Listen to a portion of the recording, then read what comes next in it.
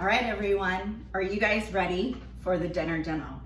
Now, this is something that is one of my favorite parts of my job, is being able to share with you about how you can make meals fast, taste good, be good for you, and easy, right? Those are the winning things that we all need. Most of the time when I ask people what their mealtime dilemmas are, I get a lot of things like, I don't have time, I run out of options or varieties, or it takes too many ingredients, too many things, or I just don't know what to do. Those are some of the ones. We also have a lot with allergies. I have a lot of people that come to me and say, okay, I have to be gluten-free or I have to be dairy-free. And one of the things that I love about all of our Epicure products is that, one, they're all 100% gluten-free, and they're really made so you can customize them to your family and fit your dietary preferences and needs. So we're gonna make our dinner from beginning to end in about 20 minutes. And I'm going to be making our fajitas from our Good Mexican kit. Now, you might remember in the earlier video, I shared about the Good Mexican kit, and it's going to come with your fajita seasoning, your guacamole seasoning, poco picante salsa seasoning, and 2 of the enchilada mixes. You can also go ahead and choose to just get the food only kit, or do the steamer, and you're gonna see our citrus press in action as well. So you can do the whole kit, or you can just do the food only. And you can always get these things a la carte singly by themselves. But as a kit, it really comes together, and you can see, using our steamer and our food products, between the 2 of those, that system that really just makes food and dinner and meals fast and easy. So we're not gonna waste any time, we're gonna go and get started. The first thing I am gonna do is actually start with my dessert first. And I'm gonna do that first solely because I wanna get it in the refrigerator for a few minutes. It takes me about 10 minutes for it to set. What we are going to make today is our chocolate pudding. Now, this chocolate pudding is so good, so chocolatey. And you know why? Because it is real chocolate. In here, the ingredients are organic coconut palm sugar and organic cocoa powder and sea salt. Those are our ingredients in here. I challenge you to take a look at your Jell-O, one that you might get at the grocery store. And the interesting thing is that will probably have food coloring in it, red and blue. Now you have to think, like chocolate, wouldn't it just be brown by itself? Well, if it was really chocolate and that's all it was, yeah, it would be. But because it is filled with all kinds of other gunk and junk in there, they have to add coloring in there to make it that right color. So I love that this is something, I know it's a lower sugar, and it's the coconut palm sugar, which is shown to be a little less inflammatory and just overall a lower glycemic index. So I love that that's in there and I can control it. Now, this is dairy-free, and you can choose when you are adding your dairy part of it, or the milk or milk alternative part, what you want to use. My family, we really like the unsweetened vanilla almond milk. And this is what we're going to do, is add 2 cups to it. And I'm going to use my Prep Pro bowl, which I love. They come in a set of 4, and we're going to use them again later, and you'll see they're silicone lids. But it's also a measuring cup because there's measurements right on the side. But I'm going to do 2 cups, so I know it's pretty easy. The thing with the pudding is you can also add in and sub in, like if you want to make it more of a mocha kind of a thing, you can sub in half to a full cup of cold coffee for one of the liquids.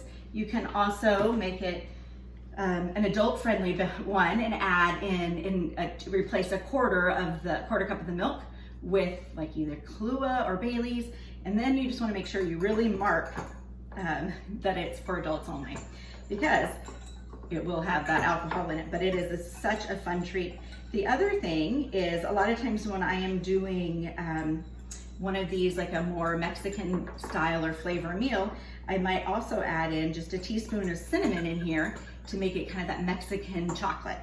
And it is so good. And all we have to do is go ahead and whisk it and stir it up for about 2 minutes to just get that process going. And it actually it will start to solidify a little bit more even before I get it into the fridge, even before that 2 minutes is up. Now, when I've made other puddings or other desserts or things with dairy alternatives, I will say I'm often disappointed by the result. And it usually isn't as good as the actual, if I were to use milk. That's not so with ours. I actually prefer the unsweetened almond milk, vanilla almond milk, to using a real full dairy milk, even 2% or whole milk. So it does not affect that. It sets up really nicely and the flavor is just fantastic. This is one of my favorite quick desserts because it'll be done in about 10 minutes in the fridge. The other thing I will do often just to have a quick dessert ready is I will make it and prepare it in 4 of these. So I have a half a cup in each of the Pro bowls, and I can put the nice silicone lids on them and they'd go right in my fridge and be ready for the kids to have as a dessert, or for me at night if I want to make something really fast and easy. This is what I would do. And I can add some of our Cocoa Crunch topper and add a little bit of that extra kind of crunchiness to our pudding. Now it's starting to solidify. I'm just going to do it just a second or 2 more, and then I'm going to go ahead and step aside and put this in the refrigerator, and we're going to be able to pull it out by the end of our meal prep, and you guys are going to see that we have a really outstanding pudding ready. And I use my favorite little mini whisk. It is, if you have little kids, it's absolutely essential, but I find that I use that little whisk often for all kinds of things, not just for little kids, but I use it all the time for little bowls or little sauces that I'm mixing up. If I'm making like the feisty green or any of those, I'm gonna use that little mini whisk. So that was our chocolate pudding. Dessert's already going. Now we're gonna move on and we're gonna think about dinner. And I want you to think about at your house when you're going to make dinner. Usually there's a lot of other things going on. At my house, there's usually kids asking me where things are because we have to head out the door to a rehearsal or a practice or something, and they're missing something, having homework when school gets started. And I know a lot of people are starting to think back to school times. So in my house, I know that there's lots of things that they need me to be doing at the same time that I need to be cooking. So what I do love is that I can make these so fast and easy, and they can be cooking and I can be doing other things while they're cooking. So I'm gonna go ahead and show you. Before the cooking class, I went ahead and cut up some of my, a pound of chicken. Now I will tell you, where is that? Over here. I actually don't like to cut chicken at all. That's one of my least favorite things. But for some reason, when I use my kitchen shears, I don't mind it. It doesn't bother me as much as doing it with a knife. So I literally just cut it up with the scissors and have it ready to go in there. Just takes a couple of minutes. The next thing that we are going to go ahead and do then is add in some of these red peppers. And I did a little bit of red and yellow, so you can add in 1 or 2. You can add onions in there if you wanted to. Today I didn't because my family is going to be eating this and they didn't want the onions in there. But you're going to go ahead and put that all in there raw. Now remember, you watched some of the videos earlier about the steamer, and that the steam is what's going to be cooking this, not the microwaves. The microwaves will heat up the liquid that's in here, creating the steam, and the steam is what's going to cook it quickly. It's going to lock in all that nutrient and moisture, and you're not going to lose everything on a long cooking time. So we are going to go ahead and add in our fajita seasoning. And on the bottle, it does tell you directions. So it says for 1 pound, you would go ahead and do 2 tablespoons. So I'm going to use our 4-in-1 spice spoon, which if you haven't used these or seen these, I will tell you they're one of my favorite things. And I have so many of them at my house. They have replaced all of my regular old measuring spoons. Because if you're lazy like me, I don't want to have to take them off the ring, and I don't want to, if I do take them off the ring, I don't want to have to put them back together, and so I get a mismatched drawer. In here, this has 1 tablespoon, or 1 teaspoon, half a teaspoon, and a 1/4 teaspoon, all in this one little measuring spoon. One of my favorite things, and they all are made to fit right in our jars. So we went ahead, and I am going to go ahead and use my spoon to just mix it up, and I'm going to get all that great seasoning all over in the chicken, and I'm going to try and break up the chicken some, because it's going to be just like if I were cooking it on the stovetop or on a sheet pan in the oven, that, you know, if they're touching and what's there, it's going to connect and it's going to be less likely to cook evenly. So I'm going to kind of just mix that up. The other thing I'm gonna do is I like to add just a little squeeze of lime juice in there. So I'm gonna show you, I'm gonna use our citrus press, and we have our 2-in-1 citrus press. It has a little green one that you can put the lime in, but I got kind of a big lime, so I'm gonna actually use the lemon one today, and a lemon. Now, a lot of people wanna put it in the wrong way, so here's your tip. You don't put it in bottom side, like where it would look like it would fit nicely. If you do, as soon as you squeeze, it's gonna squirt you in the eye, and you don't want that. So it's gonna be facing down, and you're gonna go ahead and squeeze this just a little bit and get a little bit of that lime juice in there. That's what I like, and I'm gonna mix it up just a little bit more. Now, you don't have to add any other juice or liquid or anything in there. I just like to add just a little touch of that lime juice. One of the things that you will notice on all of our seasonings is that we really try to be aware and conscious of how much sodium and sugar are in all of our products. So most of our products are low to no sugar and low to no sodium. The fajitas are one that you will definitely notice if you were to compare with your supermarket kind of typical blend that people buy often. And I'm gonna set this aside a little bit because it has the raw meat on it. And I'm gonna go ahead and put my lid on the steamer. And remember, you wanna put those little steam vents facing away from the handle so it doesn't ever burn your hand. And I'm gonna go ahead and put it in the microwave. And I'm gonna go ahead and do it for about 4 minutes and take a look at it. Remember, you can always take it out and add more time, but you don't get, there's nothing you can do if you put it in too long. Your microwave might be slightly different than mine, so you're gonna wanna give it a try on yours and get used to it with a lower time and kind of build up. It's gonna go, I'm gonna stir it up and see it and put it in probably for another minute or two. I've been able to do this with frozen chicken when I've forgotten to thaw it as well. So what I can do is I will put it in there for just a little bit, like maybe a minute or two, take it out, and it's usually defrosted enough. And again, the steam is doing it, so it's not cooking it or making it that weird kind of color that it would often be if I didn't have it in a steamer. And then I can slice it up, and it has that just a little bit frozen, so it's really easy to slice up. And I can still go from frozen to being done in maybe 7 minutes, maybe 8, depending on how much chicken I'm doing. So it's a really fast working steam cooking. So we're gonna go ahead and let that go. While that's going, I want you to think about in your house, how nice would that be if you could just put that in and walk away? You don't even have to stay here, you're not stirring it on the stovetop, you're not having to come and check it in the stove and worrying about that maybe burning or overcooking. So it's so nice and convenient. If you have little ones that you need to take care of or big ones or whatever it is, just wanna go change your clothes. It gives you the ability to walk away when that timer goes off or the microwave goes off. It's okay if I leave it sitting there for a minute. It's not going to overcook. It's not going to burn. It's not going to boil over. It can just stay there. So we're going to leave that in there, and we're going to actually make salsa and some guacamole. Now the salsa, what I did was I went ahead and added a can of, and I like the diced tomatoes with green chilies. So like a rotel, or I like to use that. You can use fresh tomatoes if you want, it's up to you. I just tend to do this. Now my husband doesn't like it super chunky, so I usually try and get the smaller ones. And I usually add in some crushed tomatoes. Now I made a batch of some salsa and things the other night, and I had extra crushed tomato left over. So I actually got out my muffin pan, and I poured it in the muffin pan. I set it on a cookie sheet, took it down into my freezer, and I froze it. And then tonight when I needed a couple, I just popped them out of my bag, because I did go ahead and put them in the bag after they were frozen. I'm gonna put these back in because they're already defrosting, and I don't need them to be defrosted yet. So I did put a couple of those in here as well. So this just has some crushed tomatoes and a can of the diced tomatoes and green chilies. Then the only thing we have left that we have to do is add in a little bit of the poco picante.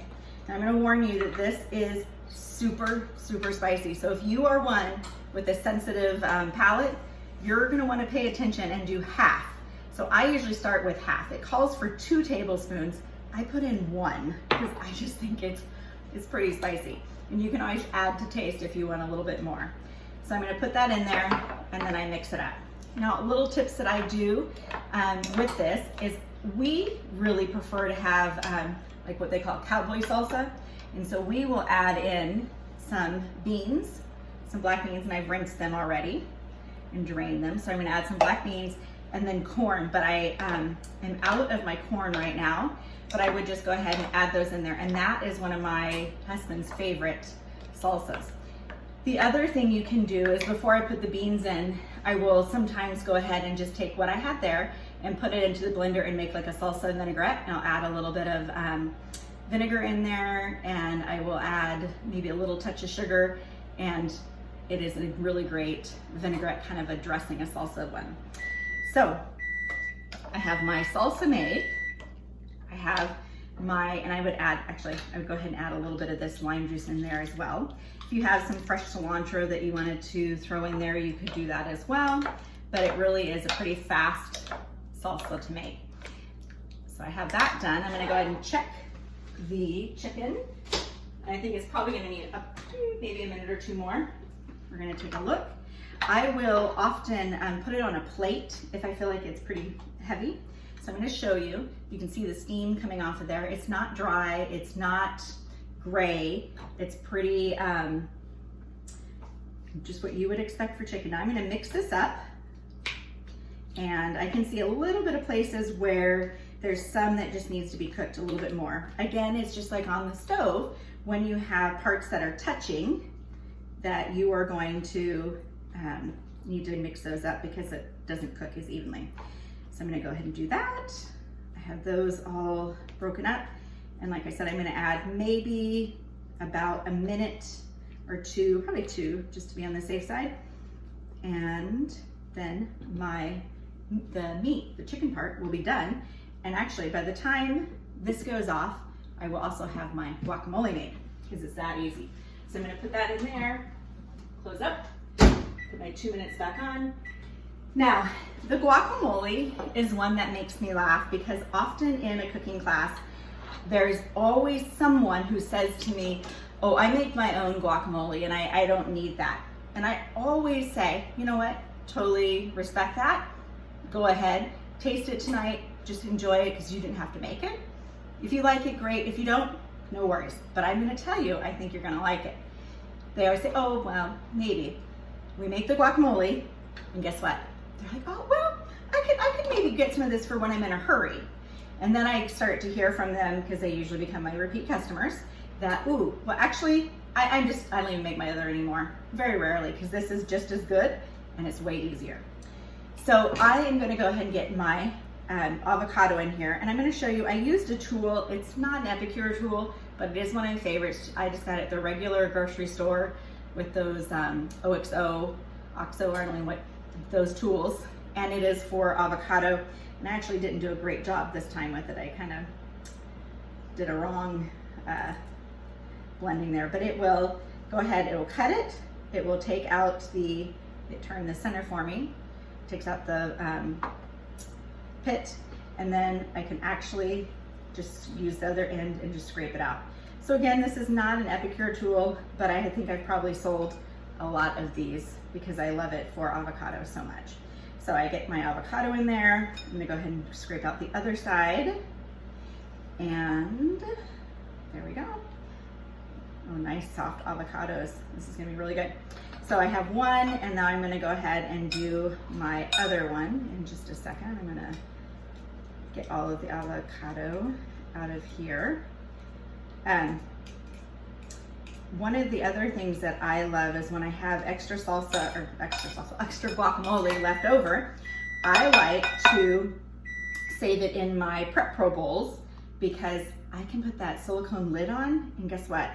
It keeps the air out, and it will stay brown, or stay green and keep from browning for a couple days. So I went ahead, I have this, I'm gonna go ahead and scrape out this side. And see, I talked too much, so I didn't beat the microwave, but it was close. I'm gonna, get this out. This one's not quite as soft. So we're gonna put that in.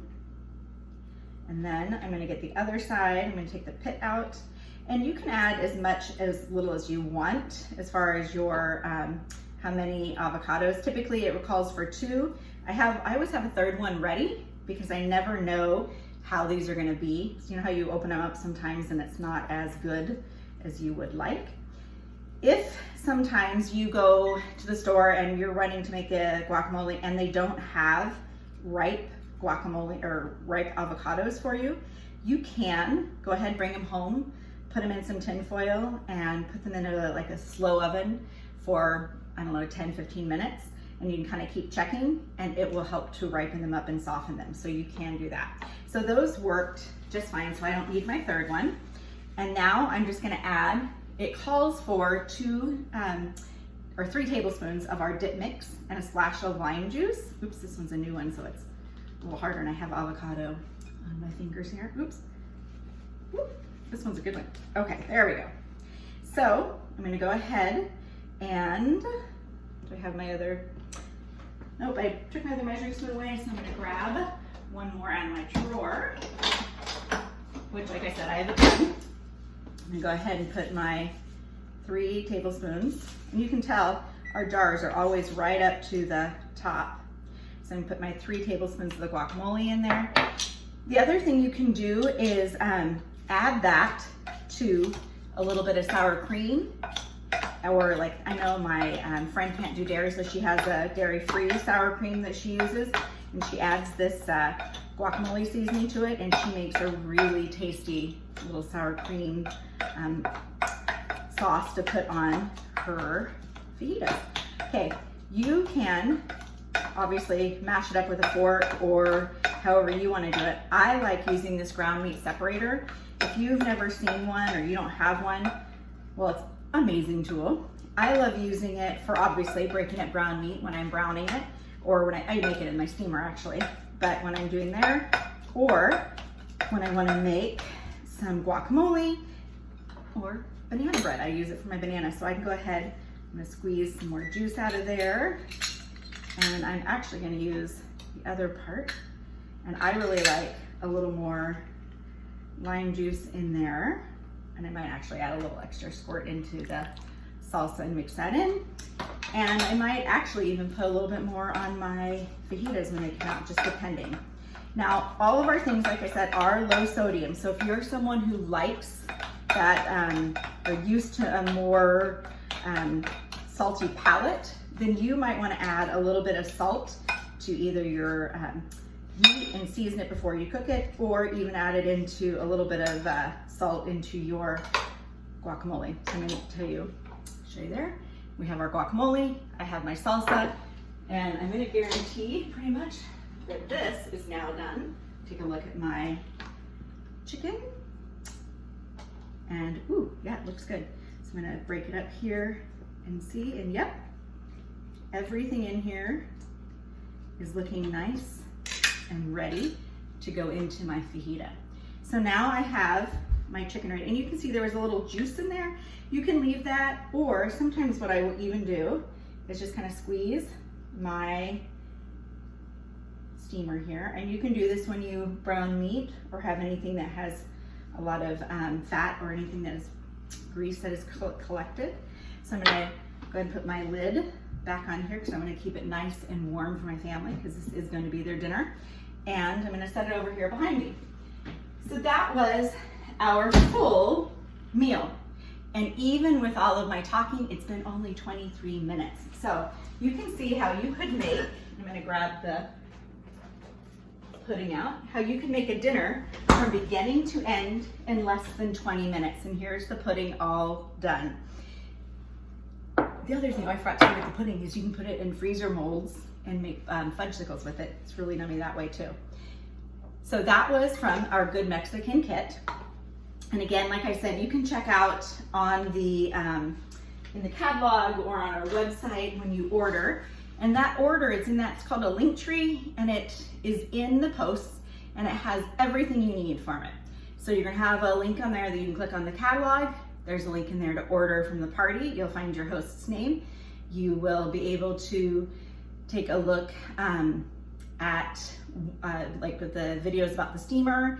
There's even some things that share about the business and about Epicure and how you can take a part in Epicure as well.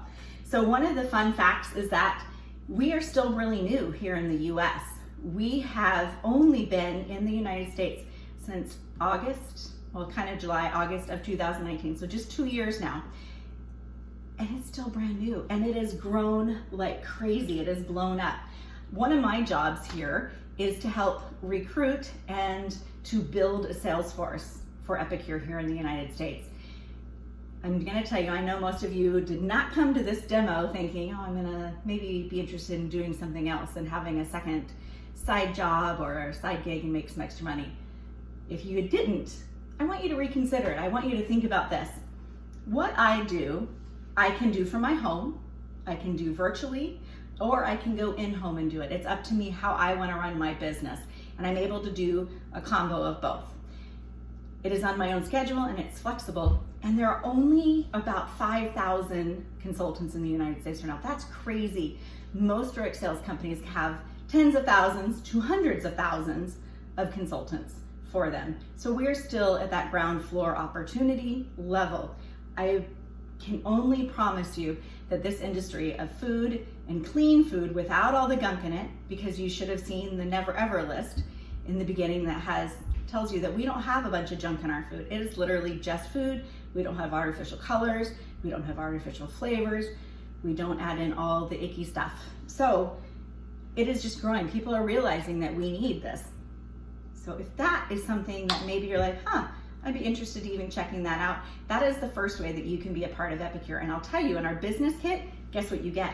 You get the steamer, you get the press, you get the Mexican kit, and you get a ton of other things in there to get you started, as well as some business materials that will help you become a business without the risk and without the stress. Because guess what? Worst case scenario, you eat your kit. That's it. But I will promise you that there are a lot of people out there who are interested. So that is the first way that you can have and enjoy and be a part of Epicure. The second is you may have started to create quite the wish list as you were going through the party and seeing all the different options and variety that Epicure offers. So the second thing you can do is host. Now again, I shared with you, I do in-home parties, I do virtual ones, I have Facebook ones, I have Zoom ones, I've done some that are just straight in that message thread, which is what you're watching today. It's really up to you what works best for you, or we can even do a combination. So hosting gets you, guess what? Great host rewards. And I love to spoil my hosts, so I would love to know if that's something you're interested in. The third way is to be a customer. Obviously, we love good customers. And I even have a reward club for my customers, and we call it the Good Food Club. So anyone who puts in an order this month, today, or in this cooking class, will be eligible to take part in my cooking club, and this will count as your first month. Every month, my Good Food Club members place an order of $39 or more before the 15th of the month. I send them a reminder, and they can fill out, they go to the website and they put in their own order. It's not an automatic thing. I don't do it. It's up to them. If they want me to place it, I can, but usually they just take care of it themselves.